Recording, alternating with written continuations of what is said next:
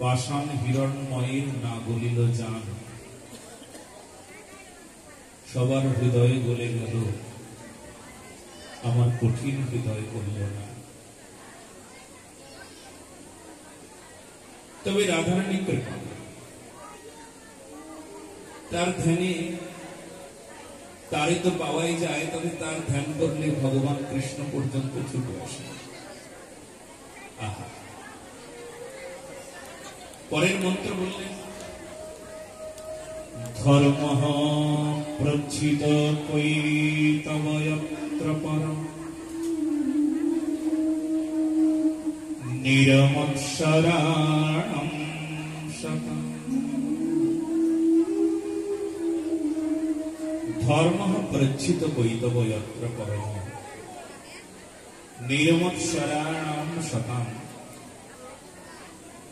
बोले कौन धर्मेर कथा बोललेन? हाय राधारानी এই কথা বলো না কেউ।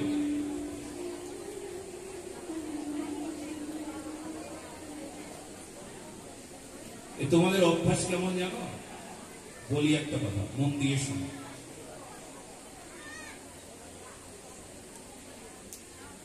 যেমন সারাদিন লীলা কীর্তন হয়,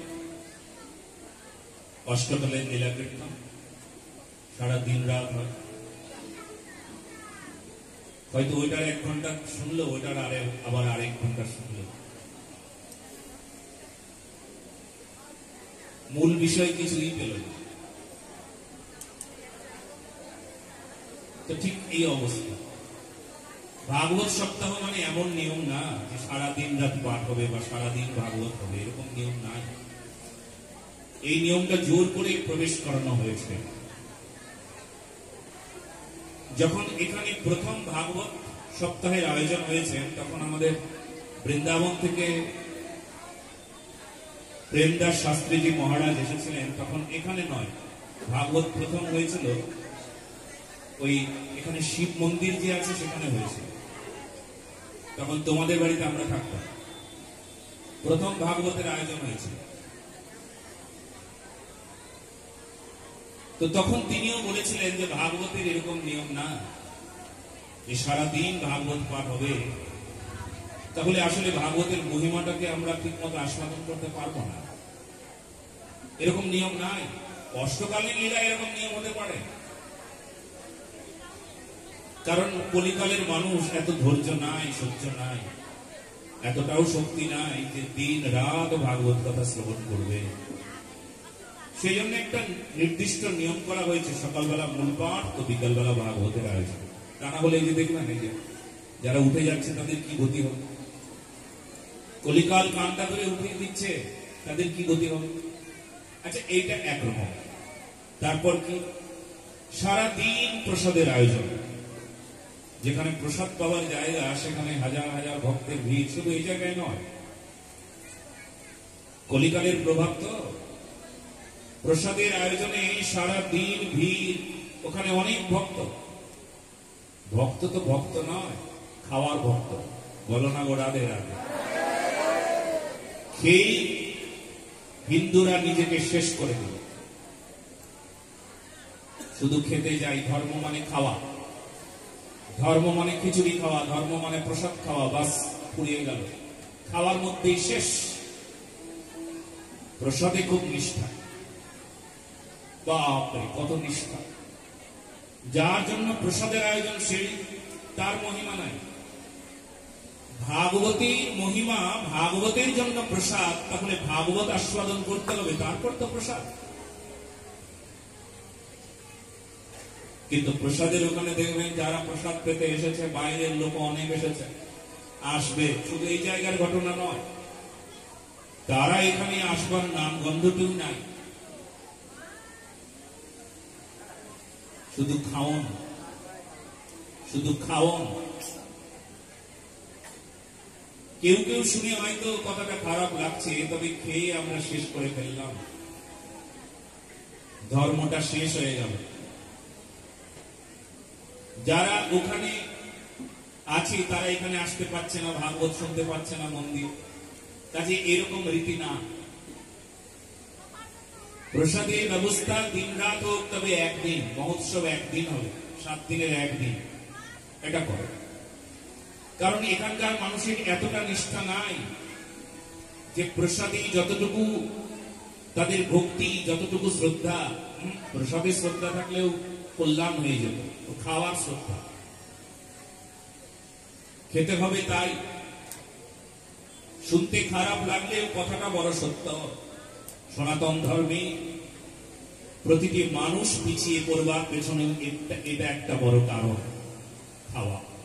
শুধু একটা খাওয়া নয়, ধর্মের অন্যান্য অনুষ্ঠান, শুধু বৈষ্ণবদের অনুষ্ঠানে একটু রেহাই পেয়েছে, অন্যান্য অনুষ্ঠান শাক্তশৈবদের মদ, গাঁজা সর্বনাশের একেবারে চরম জায়গা।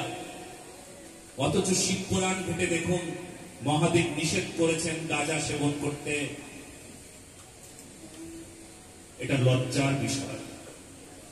দুর্গা পূজা করবেন, মদের ব্যবহার, কালী পূজা করবেন, মদের ব্যবহার। এই যে শ্রাবণ মাসে শিবের মাথায় জল ঢালতে গেল, মদের দোকানে ভিড়, রবিবার করে সেই ভিড় দেখতে পাওয়া যায়। রবিবারও মদের দোকান খোলা থাকে। আমি বললাম, এই দোকান তো শুনেছি যে রবিবার বন্ধ থাকে। বলে না, এখন শিবের সিজন চলছে তো, তাই সব শিব যাত্রীরা, মানে শৈব যাত্রীরা, তারা এখানে এসে মদ কিনবে। মদের লাইন দেখে আমি অবাক হয়ে গিয়েছিলাম। অল্প বয়সীদের ভিড়, তাদের দাড়ি গোপ গজায় নাই, 18 বছরের নিচে মদ দিতে নাই, মদের বোতলটা পয়সা দিয়েও তাকে দেওয়া যাবে না, নিয়ম আছে। কিন্তু সেখানে কোনো নিয়ম কানুন নাই। টাকার জন্য অনিয়ম করতে মানুষ শিখে গেছে। কলিকালের প্রভাব বাবা। কেউ মদ বেচে খায় দুধ, কেউ দুধ বেচে খায় মদ। দুধ বেচে মদ খাওয়ার মানুষ কলিযুগে অনেক বেড়ে গেছে। ধর্মটাকে শেষ করে দিল, যা ইচ্ছা তাই করে ফেললো। ধর্মটাকে নিয়ে একদম ছেলে চালা, ধর্মটাকে নিয়ে এত এত মানুষ শেষ করে দিল। এই নেশা, ভাঙ, এই যে খাওয়া, এটা আসল ধর্ম নয়। আসল ধর্ম হৃদয়কে পবিত্র করবার জন্য যে বিধি, যে অনুশাসন, অনুশাসনকে মানা। এটা করবো না, এটা বলবো না, এটা শুনবো না, এটা দেখবো না। সার অসার ও বিবেক চতুর, যেটা সার সেটা গ্রহণ করব, অসারকে ত্যাগ করব। এটা ধর্ম। কোথায় গিয়ে দাঁড়িয়েছে একবার দেখো।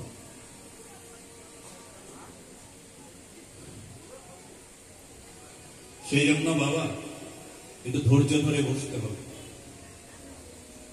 ভগবানের কথা শ্রবণ করতে গেলে ধৈর্য ধরে বসতে হবে। যদি ধৈর্যটা না থাকে তাহলে সেই ধৈর্য হারালেও অপরাধ হয়ে যাবে।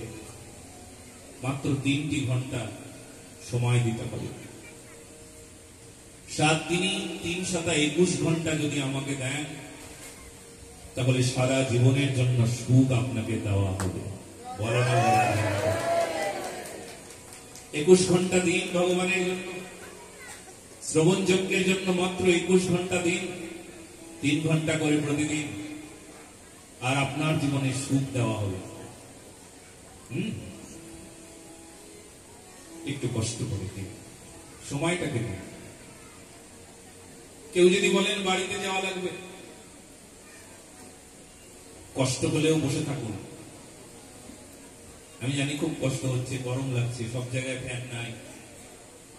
অনেক ভক্ত তো দাঁড়িয়ে আছে, জায়গা নাই।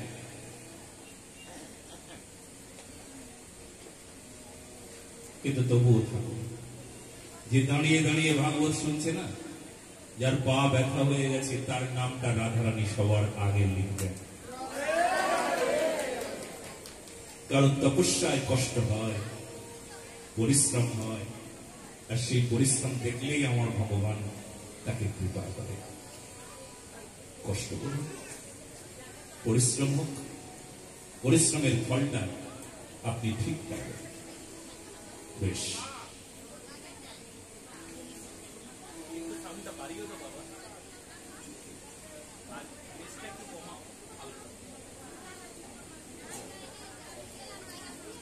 তো আমরা শুনছিলাম এই পরম ধর্ম কি।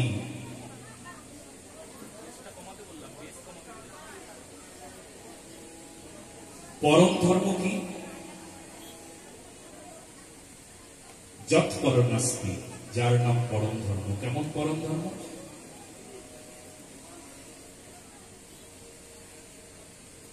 ওই যে গীতায় বলেছেন না, মাম একম শরণং ব্রজ, একমাত্র আমাকে শরণ নাও। যখন আপনি ভগবানকে শরণ নেবেন, একমাত্র ভগবানকে শরণ নেবেন, তখন তার নাম পরম ধর্ম। আর পরম ধর্ম গ্রহণ করলে কি হবে? বললেন নির্মৎ শরণাম শতাম, মাৎসর্য দোষ বিলীন হয়ে যাবে। মাৎসর্য দোষ আর থাকবে না। মাৎসর্য দোষ কাকে বলে? যে অন্যের ভালো দেখলে হিংসা করে, তার নাম মাৎসর্য দোষ। আমাদের ভালো দেখলে যে হিংসা করে, তখন মাৎসর্য দোষ হয়।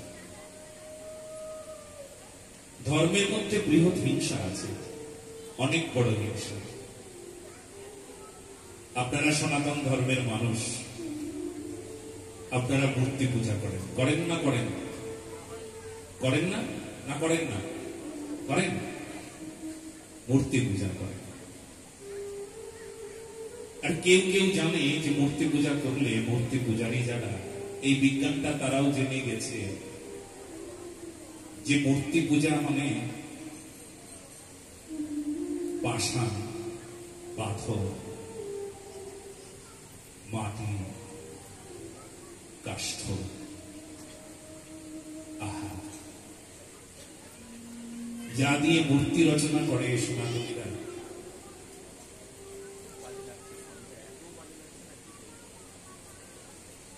মূর্তি পূজা করবার পর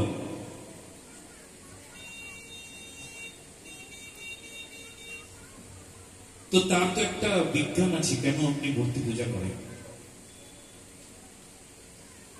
বিজ্ঞানটা এই যে আমরা পাষাণে প্রাণ দিতে জানি, আমরা মৃন্ময়ীকে চিন্ময়ী বানাই, মৃন্ময় হয়ে যায় চিন্ময়,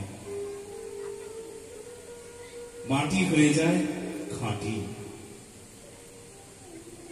পাষাণ হয়ে যায় চেতনা। এই তত্ত্ব কি জানেন? এই তত্ত্ব এই যে আমরা পাষাণকে প্রাণ দিতে জানি, পাষাণে আমরা প্রাণ সঞ্চার করি।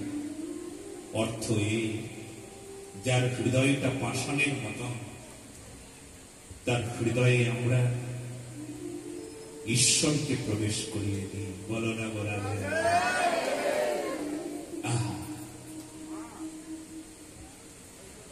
আজকাল সবাই জানে যে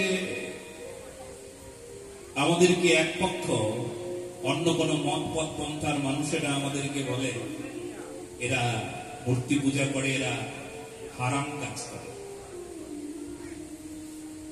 মূর্তি পূজা করলে হারাম, মূর্তি পূজা করা অন্যায়, মূর্তিকে ভেঙে দেওয়া নাকি ওদের পুণ্যের কাজ। কি দরকার আছে বাবা? ওরা মূর্তি পূজা করছে, করুক, তোর এত সমস্যা কিসে? হ্যাঁ, সমস্যা কেন জানো? সমস্যা এই জন্যই যে এরা চিরকাল এই প্রকার আততায়ী, ধর্মবিদ্বেষী, ধর্মবিদ্বেষী চিরকাল। এই জন্য ধর্মের এরা সামনে আসে না। এরা সত্য সনাতন ধর্মকে যদি একবার জেনে যায়, তখন দলে দলে ছুটে এসে তারা হরিনাম করতে শুরু করে, ওই হরিদাসের মতন হয়ে যায়। নামাচার্য হরিদাস ঠাকুর ছিলেন মুসলমান, কিন্তু নাম ভগবানকে আশ্রয় করে ভগবান চৈতন্য মহাপ্রভুর শরণ নিয়ে তিনি বুঝিয়ে দিলেন যে ভগবান ছাড়া, সত্য সনাতন ধর্ম ছাড়া এই জগতে আর কোন ধর্মই নাই। ধর্ম একটাই, তার নাম সত্য সনাতন হিন্দু ধর্ম। ধর্ম একটাই, আর সব মত পথ পন্থা। সনাতনের পরে আর যা কিছু এসেছে এই জগতে ধর্ম নাম নিয়ে, সব মত, নিজস্ব মত। ধর্ম একটাই, তার নাম সনাতন। চৈতন্য ভাগবতে বৃন্দাবন দাস ঠাকুর এই সমাধান করলেন। ধর্ম নামে আজ যাহা কিছু চলে, ভাগবত কহে তাহা পরিপূর্ণ চলে। ধর্ম নামে আজ যা কিছু চলছে এই সমস্ত ছলনা। একমাত্র ধর্ম কি? এটা কিন্তু আমার কথা নয়, বৃন্দাবন দাস ঠাকুর বলেছেন। আর এই কথাকে যদি আপনি সমর্থন না করেন তাহলে কিন্তু আপনি ভুল করবেন। কারণ মহাজনের যে পথ, সেই পথ আমাদের, মহাজনের যে কথা, সেই কথাই আমাদের সমস্বরে বলতে হবে। ধর্ম একটাই, ধর্ম কখনো দুই হয় না। হ্যাঁ, মা কখনো দুই হয়, মায়ের মতন কেউ হতে পারে, কিন্তু একজন মায়ের গর্ভেই জন্ম নিতে হয়। পিতা কখনো দুটো হয় না, যে এনার দুইজন বাপ, এরকম হয় না, হতে নাই। বলে একজন পিতার ঔরসে জন্ম হয়, এটাও বিজ্ঞান। দুইজন পিতার ঔরসে জন্ম হবে না, কারণ একজন পিতার ঔরসে জন্ম হবে। এক, ধর্ম একটাই, ধর্ম কখনো দুই হয় না। সূর্য একটাই, সূর্য যদি দুই হয় তাহলে অস্তিত্ব বিলুপ্ত হয়ে যাবে, জীব জগৎ আর থাকবে। দুই সূর্য, সূর্য একটাই। কেউ যদি বলে আমি একটা কৃত্রিম সূর্য তৈরি করেছি, ওটা তৈরি করা সূর্য, ও সূর্য সূর্য নয়, ও সূর্যের মতন দেখতে হবে। বলো না গোরাবে? জগতে ধর্ম এক, তার নাম সত্য, তার নাম সনাতন। আর তারপরে যা এসেছে সেটা মত। তো সেই জন্যই কথাটা বলেছে কি, যে পরম ধর্ম, আমরা যে ধর্মের অনুশাসনগুলো মানি তার নাম পরম ধর্ম। যা মেনে চললে আমরা আমাদের কি করব না, মানবিকতাকে ধরে রাখতে পারবো, সত্যকে ধরে রাখতে পারবো। কোথায় আছে শ্রীমদ ভাগবতে মহামুনি কৃতে কিংবা পরেশ্বরঃ সদ্য হৃদয়বরুদ্ধতে যত্র পৃথিবীঃ শুশ্রূষুভিস্তক্ষণা। শ্রীমদ ভাগবতী মহামুনি কৃতে, বলে এই কথা কোথায় আছে? ভাগবতে আছে। বলে কি? বলে ভাগবতের মহিমা কেমন শোনো। কেন আমরা ভাগবত শুনবো? যদি কেউ মনে মনে চিন্তা করেন আমি ভগবানের কথা শুনবো, ভাগবত শুনবো, ভগবান তার হৃদয়ে বসে পড়ে। উনি শোনেন নাই, কেবলমাত্র মনে ভেবেছেন, ভগবান সঙ্গে সঙ্গে বসে পড়লো। কেন কেন কেন? উনি তো শোনেন নাই গো, তো কেন তুমি হৃদয়ে বসলে? বলে আমায় ভালোবাসে তো, তাই তার হৃদয়ে বসলাম। বলে কি করে বুঝলে ভালোবাসে? বলে ভালোবাসার নিয়ম, যে যারে ভালোবাসে তার কথা শুনতে আর বলতে ভালো লাগে। তো ভালোবাসার নিয়ম এই যে আপনারা গৌর গোবিন্দকে ভালোবাসেন, তার নিয়ম আপনারা আমাকে দেখাচ্ছেন, উদাহরণ হয়ে গিয়েছে।